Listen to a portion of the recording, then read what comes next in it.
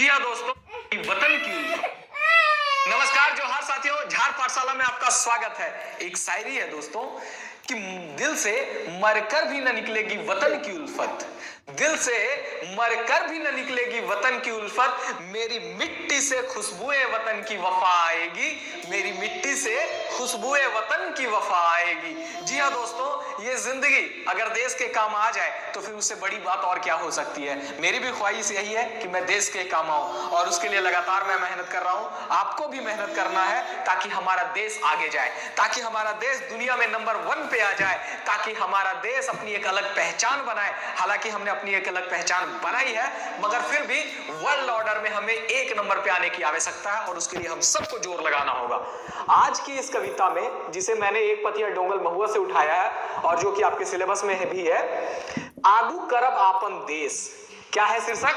आगू करब आपन देश। आप लोगों में से कमेंट किया लोगों ने कि सर ये आगू करब आपन देश पढ़ा दीजिए, तो आज के सेशन में आपको आगू करब आपन देश मिलने जा रहा है और साथ ही साथ आपके डिमांड पे एमसीक्यू भी आज के सेशन में मैं आपको देने के वाला हूं। तो दोस्तों, आपकी हर डिमांड पूरी होगी, बिना कहे पूरी होगी। कुछ प्रॉब्लम्स थे टाइपिंग वाइपिंग को लेकर के, इस वजह से एमसीक्यू नहीं मिल पा रहा था आपको साथ में, पर अब सब कुछ मिलेगा, परेशान नहीं होना है। तो मैंने कहा कि आगू करब आपन देश, इसका अर्थ है कि आगे करेंगे।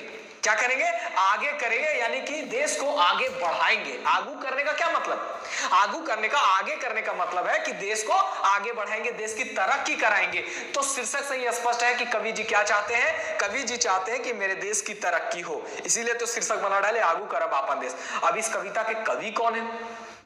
इस कविता के कवि कौन है? कौन से पुस्तक में प्रकाशित हुई? ऐसे सवाल आपके एग्जाम में आ जाते हैं। तो अगर पुस्तक पूछे कि ये कविता कौन से पुस्तक में प्रकाशित हुई, तो याद रखना एक पथिया डोंगल महुआ। और एक पथिया डोंगल महुआ के जो संपादक और संकलन करता है उनका नाम है संतोष कुमार महतो। क्या नाम है? संतोष कुमार महतो नाम है। ठीक है, अब देखो इसका, ये हमारे वतन, देखो ये तिरंगे की तस्वीर है, कितना अच्छा लग रहा है ना तिरंगा बोर्ड पे, कितना सुंदर लग रहा है। और हम सब इस तिरंगे के नीचे जब खड़े होते हैं तो कोई हिंदू, कोई मुसलमान, कोई सिख और कोई ईसाई नहीं होता, सब भारतवासी होते हैं। ये हमारे लिए कितनी बड़ी गर्व की बात है ना? तो देश को सैल्यूट है, सलाम है। अब आगे बढ़ते हैं और हम लोग देखते हैं श्री सुकुमार जी के द्वारा लिखी हुई कविता आगू करब आपन देश। अब करब मतलब करेंगे, करूंगा, है ना? आगे करेंगे अपने देश को। करब में ब प्रत्यय है ना? और ब प्रत्यय आपका होता है भविष्य काल बोधक प्रत्यय है, जो क्या बतलाता है कि आने वाले टाइम के बारे में बात करता है, यानी कि भविष्य के बारे में बात करता है। तो ये ब जो है प्रत्यय, करे क्रिया में ब प्रत्यय लगा हुआ है, जिससे बन गया करब। तो ये क्या हो गया है? ब प्रत्यय जो है वो आपका भविष्य काल बोधक प्रत्यय है। आपन देश, आपन क्या है? आपन आपका निजवाची सर्वनाम है। क्या है? निजवाची सर्वनाम है, यानी कि अपने देश को आगे करना है। किसके देश को? स्वयं के देश को, अपने देश को। तो जहां पे भी स्वयं का, खुद का, अपना, निज का बात हो, वहां पे कौन सा सर्वनाम होता है? निजवाची सर्वनाम होता है। बाकी तो आपको पता ही है। अब इसके जो कवि है उसका नाम क्या है? श्री सुकुमार। क्या नाम है? श्री सुकुमार। सुकुमार जी के बारे में मैं थोड़ा सा केवल बतला दूंगा, ज्यादा नहीं। इनका पूरा नाम है सुरेश कुमार विश्वकर्मा। क्या नाम है? सुरेश कुमार विश्वकर्मा। देखिएगा दोस्तों, अब देखते हैं, ये जरा सा चेंज कर लो। हाँ, अब आगे इनका पूरा नाम क्या है सुकुमार जी का? तो जो लोग जानते हैं वो लोग कमेंट भी करते चलिएगा, फिर भी मैं लिख दे रहा हूं, सुरेश कुमार विश्वकर्मा इनका पूरा नाम है। और इनका उपनाम है क्या? उपनाम है सुकुमार। और सुकुमार जी के बारे में आपको मैं बता दूं कि ये गीतकार भी हैं। क्या है? गीतकार भी हैं और ये गायक भी हैं। याद रखिएगा, गाना भी गाते हैं, गीत भी लिखते हैं, गायक भी हैं। ये चीजों को याद रखिएगा। और उसके अलावा साहित्यकार तो ये है ही, साहित्यकार भी हैं, साहित्यकार भी हैं। इन चीजों को याद रखना है। सुकुमार जी को खोरठा कोकिल के नाम से भी जाना जाता है, इनको खोरठा कोकिल कहा जाता है। ये बड़ा फैक्ट है, इसको आप लोग याद रखना। आपके एग्जाम में पूछ सकता है कि खोरठा कोकिल केकरा कहा जाए? सुकुमार जी के कहल जाए। किनको कहा जाता है? सुकुमार जी को कहा जाता है। यहां तक क्लियर है? यहां तक क्लियर है? अब आ जाओ, अब हम लोग आगे बढ़ते हैं और आगे बढ़कर के सुकुमार जी की लिखी हुई कविता को पढ़ने का काम करते हैं। शीर्षक को आप लोग समझ चुके हैं। अब ये यहाँ पे देखो एक तस्वीर लगा हुआ है, यहाँ भारत है और भारत का एक स्टेट है जिसका नाम है झारखंड। और जिस झारखंड के हम सभी वासी हैं, जिस झारखंड में हम लोग सब कोई रहते हैं, है ना? अब देखिए लिखते हैं कि आवा सभिन मिल में आगू करब आपन देश। क्या लिखते हैं? कहते हैं आवा सभिन, यानी कि ये सबको पुकार रहे हैं, सबको बुला रहे हैं। और बुला रहे हैं लेकिन कैसे बुला रहे हैं? तो मिल में, यानी कि सब कोई मिलजुल करके आइए, सबको आह्वान कर रहे हैं, सबको पुकार रहे हैं, सबको बुला रहे हैं। मगर कैसे बुला रहे हैं? तो सबको मिल मेस के आने के लिए कह रहे हैं, मिलजुल करके आने के लिए कह रहे हैं। ऐसा नहीं कि एक उधर से जैसे तैसे झुंड में नहीं, अलग अलग आ जाओ, ऐसे नहीं बोलते। बोलते सबको मिलजुल करके आओ, एक होकर के आओ, एकजुट होकर के आओ। क्यों? क्योंकि आगू करब आपन देश, क्योंकि अपने देश को आगे करेंगे, अपने देश की तरक्की कराएंगे। हम सब मिलकर के काम करेंगे तभी तो हमारा देश आगे जाएगा, तभी तो हमारा देश आगे जाएगा ना। अगर हम सब में से कोई एक करे और बाकी लोग कुछ करे ही ना, तो क्या हो जाएगा? हमारा देश तरक्की नहीं कर पाएगा। हमारा देश जिस गति में तरक्की करना चाहिए उस गति में तरक्की नहीं कर पाएगा, और हम लोग पीछे रह जाएंगे। भाई यही तो कवि जी नहीं चाहते, वो चाहते कि हमारा देश क्या हो, आगे बढ़े, आगे बढ़े और आगे बढ़े। इसके लिए सबका आह्वान करते हैं, बोलते सबको आइए, मिलजुल करके आइए। मिल में मतलब मिलजुल करके आइए, मिल करके आइए। हम इन छोटा नागपुर वासी, अब यहाँ बासी मतलब बासी मत समझिएगा, बासी मतलब वासी है ना, हिंदी में वासी को खोटा में बासी लिख दिए। बासी मतलब वासी, वास करने वाले, मतलब निवास करने वाले। तो हम लोग जो है वो कहाँ के बासी हैं? हम लोग कहाँ के बासिंदे हैं? हम लोग सब छोटा नागपुर के बासिंदे हैं। छोटा नागपुर यानी कि झारखंड का पुराना नाम, झारखंड का पुराना नाम क्या था? छोटा नागपुर था, ये भी याद रखना। तो हम सभी छोटा नागपुर यानी कि झारखंड के बासिंदे हैं। ये के ठिनक सभी चासा चासी, चासा चासी का मतलब चाष करने वाला, यानी कि खेतीहर, यानी कि किसान। अरे भाई हम लोग सब एक ही जगह के रहने वाले हैं, हम सब एक ही जगह के किसान हैं। अब एक ही जगह के किसान है मतलब क्या? किसान लोगों को ही केवल संबोधित कर रहे हैं? नहीं, यहाँ पे चासा चासी कह करके ये सबों को संबोधित करने का काम कर रहे हैं, सबों को संबोधित। जैसे क्या होता है ना, बताते हैं। जैसे मान लीजिए कोई गांव है, अब उस गांव में बहुत सारी जाति के लोग रहते हैं, मतलब मैक्सिमम संख्या में जादव लोग रहते हैं, तो लोग क्या बोलते हैं? जादव टोल, जादव गांव है, ये जादव गांव है कि नहीं? बोल देते हैं कि नहीं बोल देते? उसी तरह से हमारे झारखंड में मैक्सिमम लोग किसान ही है, तो मैक्सिमम लोग किसान ही है, तो किसान कह देने से क्या हो जा रहा है? सब लोगों का संबोधन हो जा रहा है। ये चीज भी याद रखना। एक तो ये तरीका है। अगर वो चीज ना भी समझो तो एक चीज ध्यान रखना कि चासा चासी कह करके ये सिर्फ किसानों को ही संबोधित नहीं कर रहे, ये पूरे झारखंडियों को संबोधित कर रहे हैं कि हम लोग सब एक जगह के रहने वाले हैं और एक के ठिनक सभी चासा चासी, हम सभी एक जगह के रवैया, एक जगह के किसान, एक जगह के रहने वाले हैं। कहाँ के रहने वाले हैं? एक जगह के रहने वाले। और वो जगह कौन सी है? छोटा नागपुर की है। अब यहाँ पे अगर पूछे कि कवि जी आवाज सभिन में किसको बुला रहे हैं, तो ये छोटा नागपुर के वासियों को बुला रहे हैं। इस लाइन से स्पष्ट देखो, यही छोटी छोटी बातें हैं, यही छोटी छोटी बातें हैं जो क्या किया जाता है? सवाल निकाल लिया जाता है और लोग पढ़ करके निकल जाते हैं, सवाल छूट जाता है। ये कहाँ के वासी को, कहाँ के वासी का आह्वान कर रहे हैं? हम इन सभी छोटा नागपुर के वासी, हम सब छोटा नागपुर के वासी यानी कि झारखंडियों के बारे में, झारखंडियों का आह्वान कर रहे हैं और सबको मिल करके बुला रहे हैं, एकजुट होकर के बुला रहे हैं। क्लियर है? यहां तक किसी को कोई समस्या नहीं होनी चाहिए, किसी को कोई समस्या नहीं होनी चाहिए, और मुझे लग रहा है नहीं हो रहा होगा। आगे के लाइन में हम लोग देखते हैं, आगे कहते हैं कि छौआ जुआ रवा। अब ये पुकार किसको रहे, बुला किसको रहे हैं? तो बोलते हैं कि छौआ जुआ रवा, यानी कि छौआ बच्चे, जवान, पढ़ुआ, किसान, आवा। अब एकजुट होकर के आना, तो आना किसको है? ये भी तो सवाल है भाई, आना किसको है? कौन आएगा बताओ? यहाँ पे बहुत सारे हैं, स्त्रियां हैं, बच्चे हैं, बूढ़े हैं, जवान हैं, और भी तरह तरह की भाई विभाजन है। तो किसको बुला रहे हैं? झारखंड के किन लोगों को बुला रहे हैं? कहते हैं कि छौआ हो, चाहे जवान हो, चाहे पढ़ने वाला हो, चाहे किसान हो, सबको आवा, यानी कि सब आइए। घर के घरेनी आवा, घरेनी मतलब गृहिणी, घरेनी मतलब गृहिणी, घर की काम करने वाली जो होती है गृहिणी, गृह का काम करने वाली गृहिणी को भी पुकार रहे हैं। और क्या कहते हैं? हिंदू मुसलमान आवा। हिंदू मुसलमान कहने के मतलब है यहाँ पे कि चाहे आप किसी भी धर्म के क्यों ना हो, किसी भी धर्म के क्यों ना हो, घर में काम करने वाले हो, बाहर में काम करने वाले हो, बच्चे हो, जवान हो, कुछ भी क्यों ना हो, सब कोई आइए। कौन कौन आइए? सब। अब यहाँ पे एकदम क्लियर करते हैं, कहते हैं आवा सभी नर नारी, सभी नर नारी आइए। और कैसे आना है? कंधवाही कांधा जोरी। अब सबको कांधों से कांधे मिला करके आना है। अब कंधवाही कांधा जोर एक मुहावरा है, कंधवाही कांधा जोर एक क्या है? मुहावरा है, जिसका अर्थ क्या होता है? मिलजुल करके रहना, यमुना मिलजुल करके रहना। कंधवाही कांधा जोर एक मतलब मिलजुल करके रहना, ठीक है? तो सबको बुला रहे हैं, जितने भी नर नारी है सबको आइए और सब कैसे आइए, तो मिलजुल करके आइए, अकेले अकेले नहीं। कवि जी अकेले अकेले किसी को नहीं पुकार रहे हैं, ऐसा नहीं कि आह्वान कर दे रहे हैं कि सबको आइए देश की तरक्की कराएंगे तो सबको आइए, तो अकेले अकेले कभी किसी को नहीं बुला रहे। ये जब भी बुला रहे हैं तो सबको एक साथ बुला रहे हैं, सबको मिलजुल करके आने के लिए कह रहे हैं, सबको यूनिटी में आने के लिए कह रहे हैं। किस तरह से आने कह रहे हैं, कांधों से कांधे मिलाकर के, यानी एकदम एक होकर के यूनिटी में आने के लिए कह रहे हैं। अब क्या कहते हैं, कहते हैं पटेबे सभी ने पारी पारी, पारी पारी, पटेबे सभी ने पारी पारी, यानी कि देखो खेत में तो आपने देखा है ना, खेत देखा है ना, खेत में क्या किया जाता है, विभाजन कर दिया जाता है, पारी पारी बना दिया जाता है ताकि खेत की सिंचाई अच्छे तरीके से की जाए। यहाँ पे पारी पारी का मतलब वही है, खेत का जो विभाजन पारी में होता है ना, सो तो पटेबे मतलब सींचेंगे।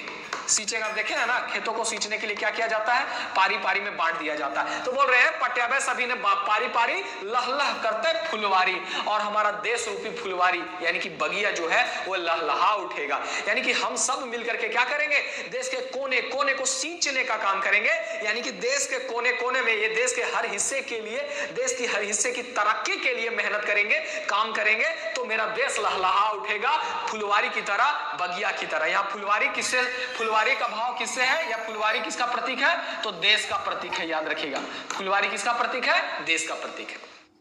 अब भारत में देखो कितनी विविधता है, जैसे बगिया में कितने तरह के फूल होते हैं, वैसे हमारे देश में भी बहुत सारी विविधताएं, खूब विविधता है। यहाँ पे तरह तरह के लोग रहते हैं, अलग अलग बोली, अलग अलग भाषा, अलग अलग आपका पहनावा, अलग अलग खान पान, अलग अलग लोगों की संस्कृति, मतलब सब एकदम भिन्न भिन्न है, मगर फिर भी हम लोग एक फुलवारी है, एक बगिया है, हम सभी एक देश के वासी हैं, और हमारा देश भारत है। हमारा देश कौन सा है, भारत है। तो हम सब मिलकर के क्या करेंगे, इसको सींचने का काम करेंगे, इसको आगे बढ़ाने के लिए मेहनत करने का काम करेंगे। और हिंदू मुसलमान सबको बुला रहे हैं। ये तस्वीर देख रहे हैं, ये तस्वीर एकता की सबसे सुंदर तस्वीर है, जिसमें से एक संत है और एक मौलाना है। ये दोनों हिंदू मुसलमान के प्रतीक के रूप में इस तस्वीर में है ना।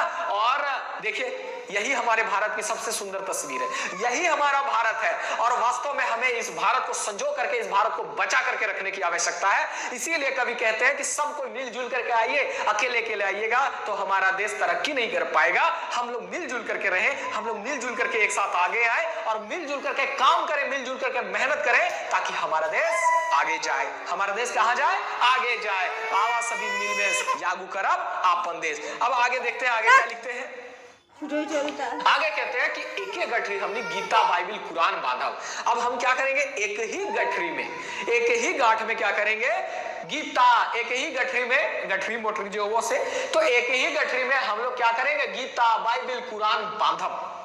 एक ही गठरी में गीता बाइबल कुरान बांधने का क्या मतलब है? क्या सच में कवि जी बांधने की बात कर रहे हैं?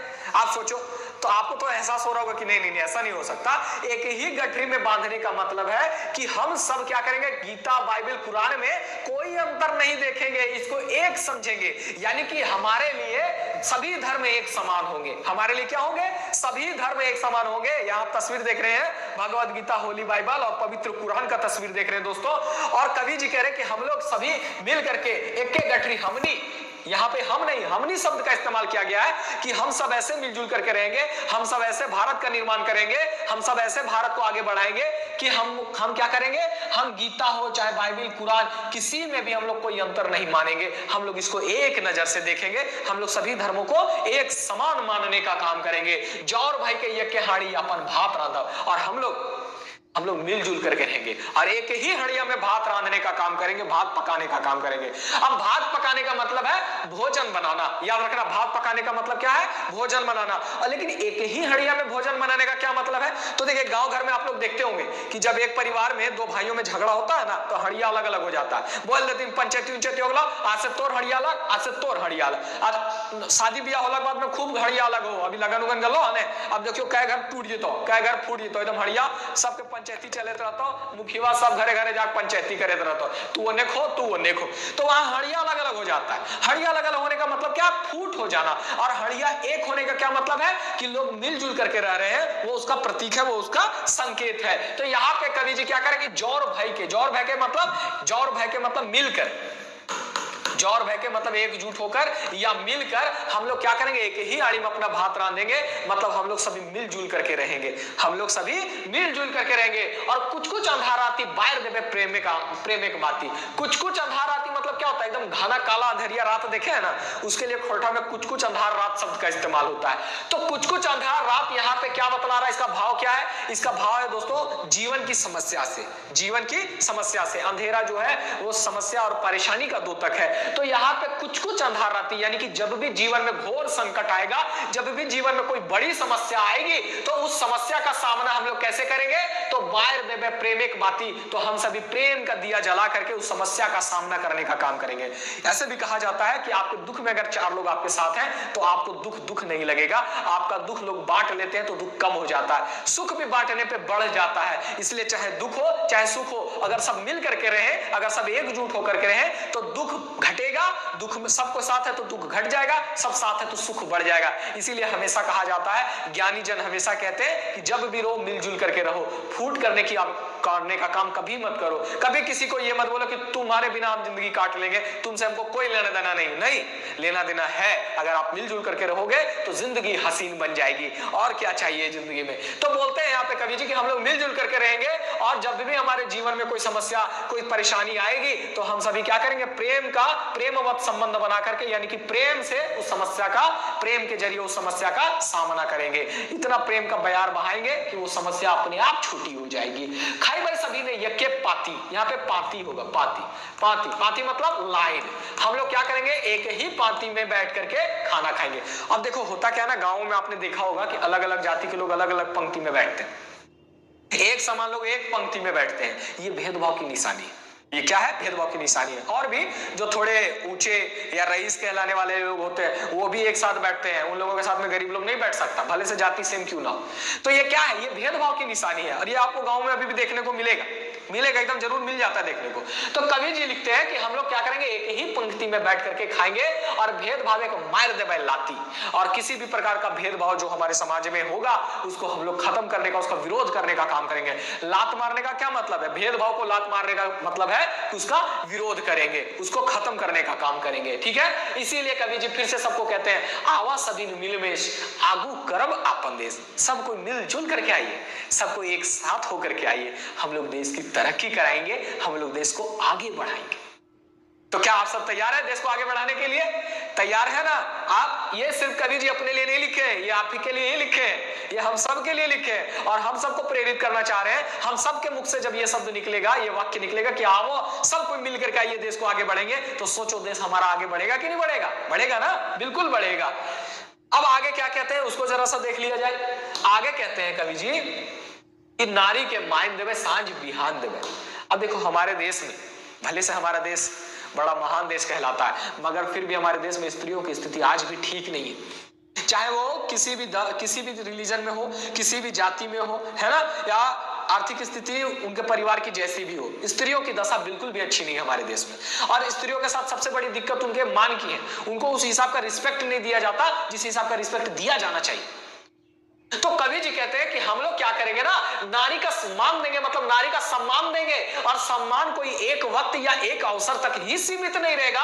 हम लोग उस सांझे बिहान देवे, सांझे बिहान मतलब हमेशा देंगे। सांझे बिहान यहाँ कहने का मतलब है हमेशा देंगे। स्त्री को क्या करेंगे, सम्मान देंगे, सांझे बिहान देंगे। एकरा उठावे खातिर दृढ़ जोगान देवे। जोगान यहाँ पे लिखा हुआ है किताब में, जुगाड़ लग गया, हालांकि दोनों का मतलब एक ही है। कह रहे कि एकरा उठावे खातिर, अब एकरा किसके लिए इस्तेमाल किया गया है, स्त्रियों के लिए इस्तेमाल किया है यहाँ पे। कह रहे कि स्त्रियों को उठाने के लिए मतलब क्या, अब गोद में उठाना नहीं, गलत बात, गोद में उठाना नहीं, यहाँ इसको उठावे खातिर मतलब इनकी उन्नति के लिए, इनकी तरक्की के लिए दृढ़ मतलब सख्त मजबूत, है ना, मजबूत जुगाड़ दे भाई, यानी कि एकदम एक दृढ़ मजबूत व्यवस्था करेंगे, एक ऐसी व्यवस्था करेंगे जिस व्यवस्था से स्त्रियों की क्या होगी, उन्नति होगी, स्त्रियों की तरक्की होगी, और तरक्की होने के साथ मान सम्मान अपने आप मिलने लग जाता है। अब कोई महिला आईएएस है तो ऑटोमेटिक भाई उसके पद को देख करके उसको लोग सैल्यूट करेंगे। अब कोई एएसओ बनेगी तो लोग उसको सैल्यूट करबे करेगा, कोई बीएसओ बनेगी तो उसको सैल्यूट करबे करेगा, है ना। तो पद को देखकर भी स्त्रियों की अगर उन्नति होगी तो सम्मान जो है ना वो ऑटोमेटिक मिलने लग जाएगा।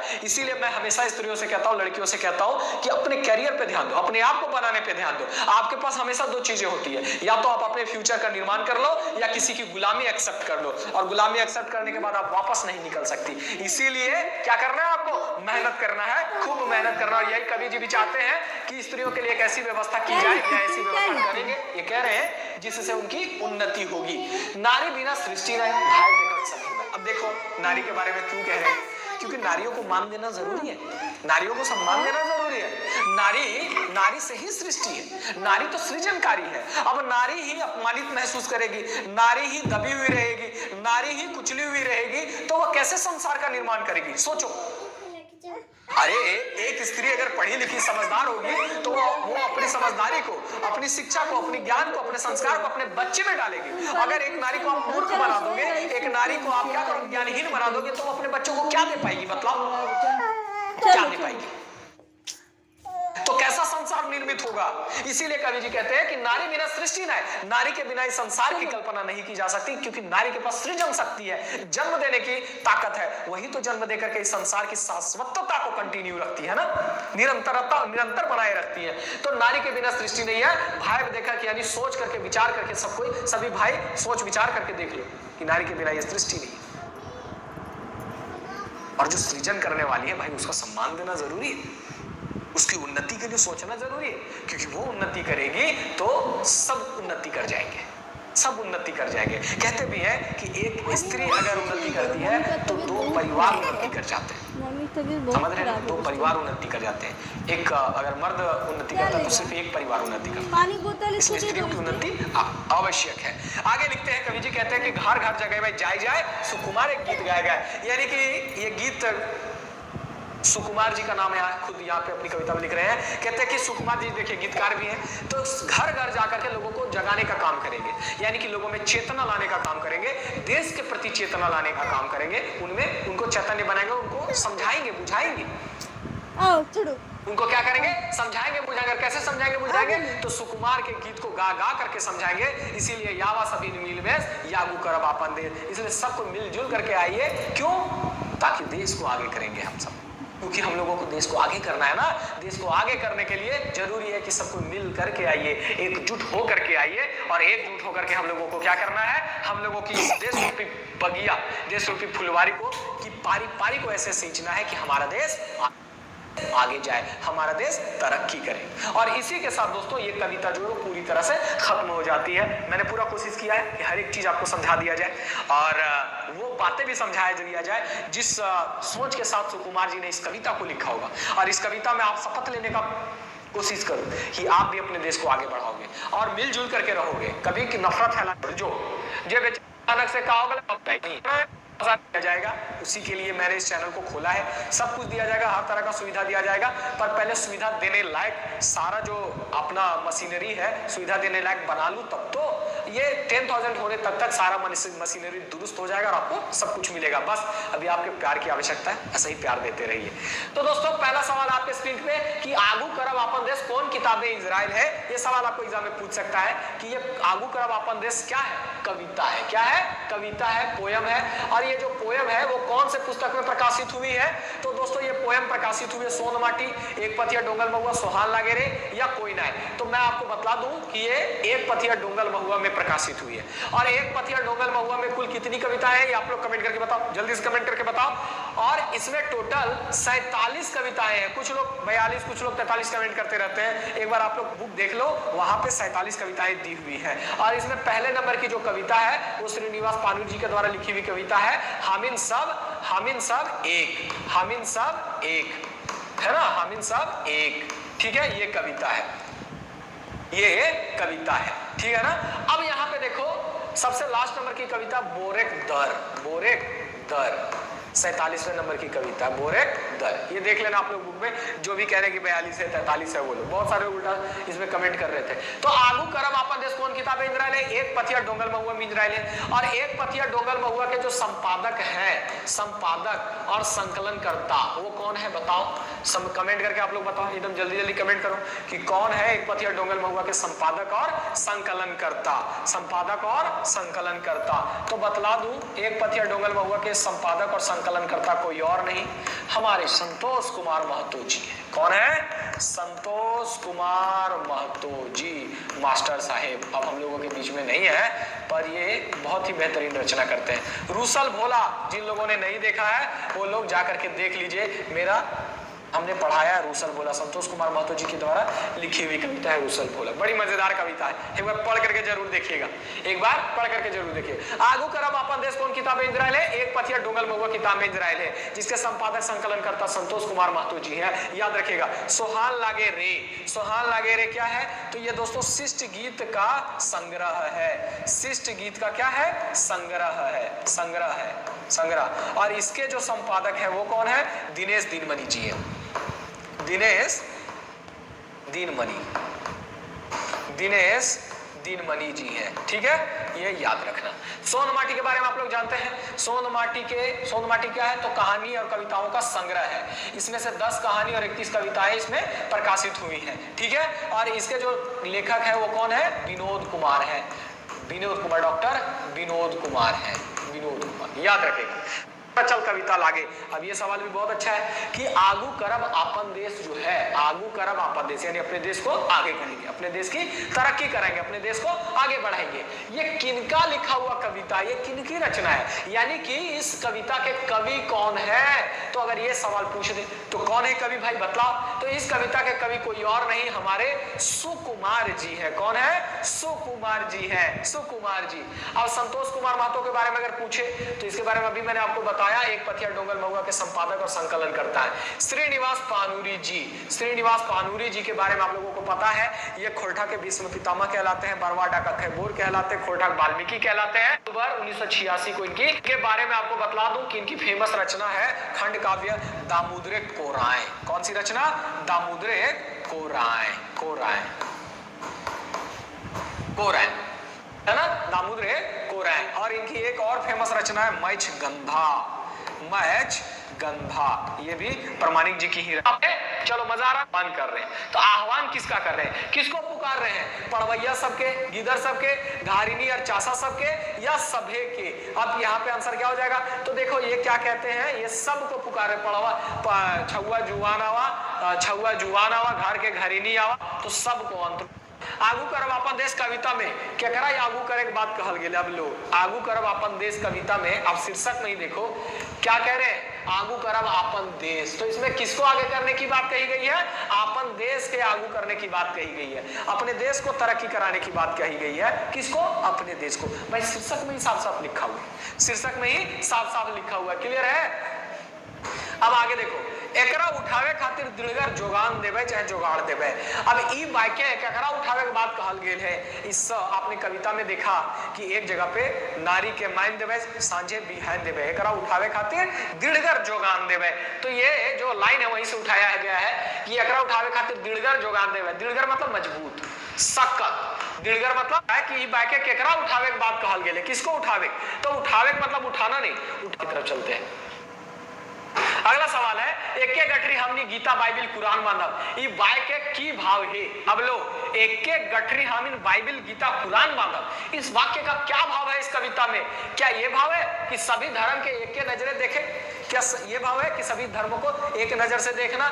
या कवि जी धार्मिक है बात कहो, यानी कि कवि जी जो है वो धार्मिक होने का बात कहते हैं? तो नहीं, धार्मिक वार्मिक होने का बात नहीं कहते, ये तो गलत बात है। तो ए भी तो हो नहीं सकता। तो इसका आंसर क्या हो जाएगा? इसका आंसर हो जाएगा दोस्तों ए, यानी कि एक ही गठरी में गीता बाइबिल कुरान रखने का मतलब है कि सभी धर्मों को, सभी धर्म ग्रंथों को एक समान देखना, सभी धर्मों को एक नजर से देखना। ठीक है, तो इसका आंसर इस कविता के लस्तंगा है। अब लो भाई, आगू करब आपन देश कविता के लस्तंगा है। लस्तंगा मतलब इस कविता का संबंध। अब इस सवाल का जो सही जवाब देगा ना, मेरी तरफ से उसको भाई आशीर्वाद है कि जल्दी नौकरी हो जाए, और जो गलत जवाब देगा उसको भी आशीर्वाद है कि जल्दी नौकरी हो जाए, ताकि इस सब झमेला से बचे। हम काहे किसी को आशीर्वाद ना दे, अब मेरे बस का हम जरूर देंगे। आगू करब आपन देश कविता के लस्तंगा यानी कि संबंध है। किससे संबंध है बतलाओ? ये सवाल एकदम देखो, गौर से देखो, समझने का प्रयास करें। सोहान लागे रे से, एक पथिया डोंगल बहुआ से, या संतोष महतो से, या बी सी दोनों। अब इस सवाल को समझना, जरा समझने का प्रयास करना, तब जाकर के इसका सही जवाब आप दे पाओगे। मतलब ये एक पथिया डोंगल महुआ में प्रकाशित हुआ ना, तो कहीं ना कहीं एक पथिया डोंगल महुआ से इसका लेना देना है कि नहीं, इसीलिए इसका सटीक जवाब हो जाएगा एक पथिया डोंगल महुआ। याद रखिएगा।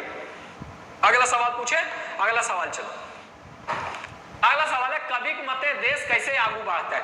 कवि के मतानुसार देश कैसे आगे बढ़ेगा? बार बार कह रहे हैं कि आगू करेंगे अपना देश, आगू करेंगे अपना देश। तो कवि के मतानुसार हमारा देश जो आगे बढ़ेगा, कैसे बढ़ेगा? जखन सभी जौर होके कोशिश करब थी, या बोलते हैं कि जब सब एक साथ मिल करके कोशिश करेंगे, मेहनत करेंगे। जैसे कि कवि ने लिखा कि यावा सभी मिल में जौर भय के सभी आने बुलाते हैं ना, कानस काना जोरी, क्या करेंगे? तो देश का जो पारी पारी है हम लोग सींचने पटेबे देश पारी पारी लहला करते हैं फुलवारी, यानी देश रूपी बगिया लहलाएगा। क्यों, कब लहलाएगा? जब हम लोग सबको मिल करके इसके पारी पारी को सींचने का काम करेंगे। तो कब बोलते हैं? जब हम लोग जखन सबको मिल करके जौर होके, मतलब जखन सभी ने एकजुट होकर के मेहनत करेंगे, कोशिश करेंगे, देश की अर्थव्यवस्था मजबूत भेद पर ये भी दुइयो नहीं, केवल इसका आंसर हो जाएगा ए। क्या हो जाएगा? ए हो जाएगा। देखो सवाल एक से एक है, सवाल एक से एक है, जरा भी गड़बड़ करोगे आंसर गलत हो जाएगा, याद रखना। अब आ जाओ नेक्स्ट सवाल की तरफ चले। चलो नेक्स्ट सवाल की तरफ चलते। इसका समझ में आया ना कि देश कब आगे बढ़ेगा? वो पुकार रहे हैं, आवा सभी मिल में सब नर नारी आइए। लेकिन कहाँ के नर नारी आइए ये भी स्पष्ट करते हैं, कहते हैं आवा सभी मिल में से आगू करब आपन देश, हम इन सभी छोटा नागपुर वासी एक ठीक सभी झारखंड के लोगों को। चासा चासी का मतलब होता है दोस्तों किसान, खेतीहर, खेती करने वाला, है ना, खेती है। खेती के लिए चास शब्द का इस्तेमाल होता है, और चास बोकारो का एक जगह भी है जिसका नाम है। सवाल है आपका, एके ठीने सभी चासा चासी, ई बाइकेट भाव की है। अब देखो एक ही एके ठीने सभी चासा चासी, इसका भाव क्या है? क्या मतलब है इसका?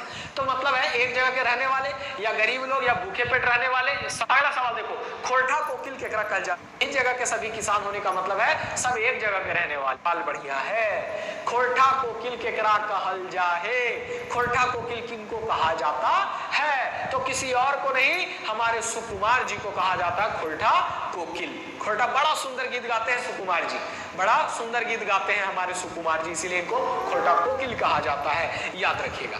अगला सवाल पूछे, अगला सवाल है, सुकुमार किनकर उपनाम लागे? अब ये बात आप लोग जानते हैं कि सुकुमार वास्तव में क्या है? उपनाम है, पूरा नाम नहीं है। और किनका उपनाम है? खोरठा कोकिल का। इनका पूरा नाम क्या है? तो इनका पूरा नाम है सुरेश कुमार विश्वकर्मा। क्या नाम है? सुरेश कुमार विश्वकर्मा। दोस्तों यहाँ पे शिवनाथ प्रमाणिक का नाम आया है, इनका उपनाम क्या है आप लोग कमेंट करके बताओ, तब तक मैं बता दूं, मानिक। दिनेश दिनमणि जी का नाम आया, इनका उपनाम क्या है? दिनमणि है, दिनमणि है, याद रखिएगा, दिनमणि उपनाम है।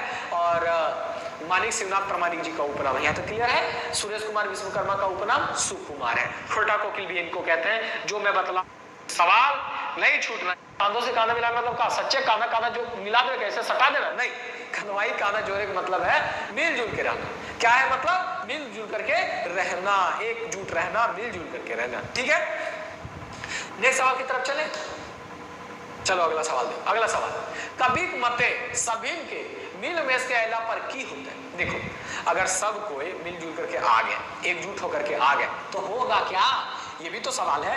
सबको बार बार बोले यावा सभी मिल में, यावा सभी मिल में। अगर सबको एकजुट होकर के आ गए तो कवि के मनानुसार, कवि के मतानुसार क्या होगा? क्या होगा? देश आगू बढ़ेगा, देश एक तफरका बंद में जीता, देश एक दुश्मन पराई जीता, या सभे? सबका एक बार मैं आपको बतला देता हूँ मतलब क्या है। देश आगू बढ़ते हैं मतलब देश आगे बढ़ेगा। देश में तफरका, देशे, देशे मतलब देश में। तफरका का मतलब क्या होता है? तफरका का मतलब होता है दंगा, दंगा फसाद। तो देश में दंगा बंद हो जाएगा, देश के दुश्मन पराई जीता। पराई जीता मतलब भाग जाएंगे, जो देश के दुश्मन है, देश के साथ गद्दारी करने वाले, वो भाग जाएंगे। डी ऑप्शन सभी। तो आपको क्या करना है? कविता के हिसाब से जवाब देना है। और मैं आपको बतलाऊं कि ऐसी बातें कविता में की नहीं गई है कि देश में दंगा बंद हो जाएगा, देश के दुश्मन भाग जाएंगे। ये तो अपने मन से लिखी गई बातें हैं। ये ऐसा कवि जी ने नहीं कहा। कवि ने एक ही बात कहा कि सबको मिलजुल करके आएंगे तो देश आगे बढ़ेगा, देश आगे बढ़ेगा, यही कहते हैं। आवा सभी मिल में आगू। किसके लिए प्रयोग हुआ? फुलवारी शब्द, छोटा नागपुर, राजमहल, भारत या कोई नहीं। तो दोस्तों ये अपन देश के लिए, भारत के लिए प्रयोग हुआ है फुलवारी। देश भी फुलवारी की तरह है हमारा भारत देश। जैसे फुलवारी, आगे की सवाल की तरफ चले तो फुलवारी यहाँ पे क्या बतला रहा है? भारत को। जौर बैके यके हाड़ी अपन भात रांधा, भी बैके की ये बाइके की भाव है, इसका सवाल ये है कि भाव है ना, कि क्या भाव है। ये जौर भाई के एक हाड़ी अपन भात राम, हम लोग मिल करके सब एक ही हड़िया में भात बनाने का काम है। आखिर इसका मतलब क्या है? सब इन जौर भाई के भात रांधता नहीं, सब इन जौर होके रहता, हाँ सबको मिल करके रहेंगे, सबको एकजुट होकर के रहेंगे, सबको प्रेम से रहेंगे, मिलजुल करके एकजुट होकर के, यानी कि सही ऑप्शन क्या हो जाएगा? सही ऑप्शन हो जाएगा बी। क्लियर है, कोई दिक्कत नहीं है। ए बी के चक्कर में मत फंसना, उल्टा सीधा चीजों पे ध्यान मत देना, ठीक है ना। सवाल अच्छे से एक बार पढ़ना। अगला सवाल देखो, भेदभाव एक मार देवे लाती। अब भेदभाव को लात मारने का क्या मतलब है? मतलब भेदभाव यानी कि डिस्क्रिमिनेशन।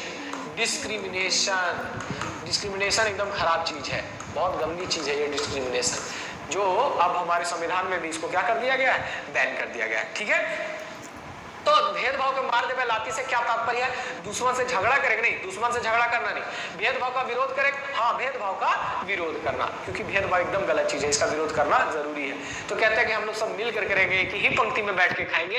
कोई 19वें नंबर सवाल की तरफ चलते हैं। 19वां नंबर सवाल है, नारी के माइन देवे सांझे बिहान देवे, अगर उठावे खातिर दिलगर जोगाड़ देवे। ई टोना कौन कविता के लागे? तो आप लोगों को मालूम है कि नारी को सम्मान देने की बात, ये जो टोना, ये जो अंश है वो कौन सा कविता से ली गई है? ये ली गई है दोस्तों आगू करब आपन देश कविता से ली गई है। कौन सी कविता? आगू करब आपन देश। इसमें और नाम आए जैसे रूसल भोला, रूसल भोला ये श्रीनिवास पानुली जी की कविता है, श्रीनिवास पानुली जी की कविता है। सॉरी रूसल भोला श्रीनिवास पानुली, रूसल भोला संतोष महतो की कविता है, संतोष महतो की कविता है दोस्तों, थोड़ा सा मिस्टेक हुआ है। हम इन सब एक किनका है? ये है पानुली जी की, ये वाला ऊपर लिख रहे थे हम, तो ये है पानुली जी की। और आगू करब अपन देश को तो आप जान ही रहे हैं, ये किनकी रचना है? सुकुमार जी की रचना है। ये तीनों याद रखिएगा, इसी तरह एमसीक्यू करवाते करवाते आपका सारा रिवीजन भी हो जाएगा, टेंशन नहीं लेना। एक में कोई ना तो छेड़ना ही नहीं है। इसका आंसर आपको मिल गया, नारी के मान देवे सांझे बिहान देवे। ये कौन सी कविता का है? ये हामिद साहब, सॉरी ये आपका क्या बात है, आगू करब आपन देश का है, याद रखना, आगू करब आपन देश का है। अगले सवाल की तरफ चले। अगला सवाल देखो, करब शब्दे आयल प्रत्यय ब कौन का लेखक है? अब लो, ये ब प्रत्यय जो है, आपको ग्रामर भी पढ़ने के लिए दिया है ना एग्जाम में, तो पूछ रहा है कि ये जो ब प्रत्यय है ये कौन से काल का प्रत्यय है, कौन से काल को बतलाने वाला प्रत्यय है? तो याद रखना, करब, करेक्ट, करेक्ट तुम्हारा क्रियावाची शब्द है जिसमें ब प्रत्यय अगर जोड़ दें तो बन जाता है करब। करब मतलब करेंगे, करूंगा, जो भी। करेंगे मतलब करना, करब मतलब करेंगे। करेंगे से क्या पता चल रहा है कि भविष्य काल में करने की बात हो रहा है, तो ये आपका भविष्य काल बोधक प्रत्यय है। अगर ल रहता तो ल आपका भूतकाल बोधक प्रत्यय होता है, याद रखिएगा। लेकिन ब जो है वो क्या है? भविष्य काल बोधक प्रत्यय है, भविष्य काल बोधक प्रत्यय। क्लियर है? तो आज के सेशन में दोस्तों कुल मिलाकर के यही 20 क्वेश्चन थे जो महत्वपूर्ण, बाकी कोई क्वेश्चन नहीं है, ठीक है।